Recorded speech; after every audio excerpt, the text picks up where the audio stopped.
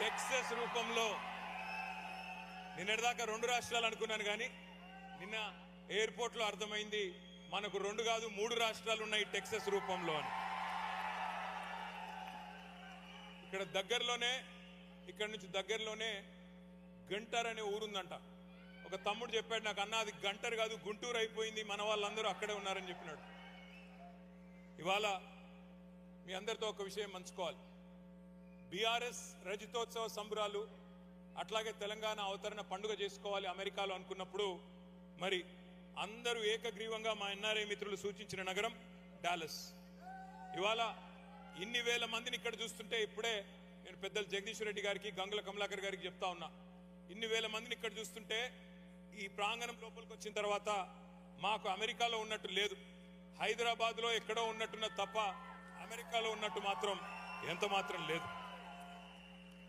అట్లాగే ఈరోజు కొత్తగా రాష్ట్రం ఏర్పడ్డ తర్వాత జరిగిన కొన్ని సందర్భాలు కూడా నాకు గుర్తొస్తా ఉన్నాయి. రాష్ట్రం ఏర్పడ్డ కొత్తలో 2015వ సంవత్సరంలో ఇదే డాలస్ లో మేము ఆనాడు ఒక పెద్ద డెలిగేషన్ తీసుకొని ఒక పెద్ద బృందాన్ని తీసుకొని పెట్టుబడుల వేటలో అమెరికా అంతా తిరుగుతూ 2 వారాల్లో 7 నగరాలు చుట్టేస్తూ డాలస్ కూడా వచ్చినాం. అప్పుడప్పుడు ఏర్పాటైంది రాష్ట్రం. ఎన్నో బాలారిష్టాలు, ఎన్నో సవాళ్లు, కానీ భవిష్యత్తు మీద కొండంత ఆశతో మీ అందరి మీద గుండె నిండా నమ్మకంతో ఇక్కడికి వచ్చినాం. నేను ఒక్కసారి ఈరోజు 10 ఏళ్ల తర్వాత తిరిగి డాలస్ వస్తుంటే ఆ రోజు ఏం మాట్లాడినో నేను యూట్యూబ్ లో చూసుకున్నా. తిరిగి చూసుకుంటే నిజంగా చాలా సంతోషం అనిపించింది. ఎందుకంటే ఆనాడు ఆత్మవిశ్వాసంతో భవిష్యత్తు మీద ఒక నమ్మకంతో తెలంగాణ తరపున కేసీఆర్ గారి దూతలుగా మేము చెప్పిన మాటలు, చేసిన వాగ్దానాలు నెరవేర్చడమే కాకుండా చెప్పనివి కూడా ఎన్నో చేసి చూపెట్టినందుకు గర్వంగా అనిపించింది. మీ అందరి ఆశీర్వాదం భవిష్యత్తులో కూడా ఉంటుంది అనే విశ్వాసం కూడా కలిగింది.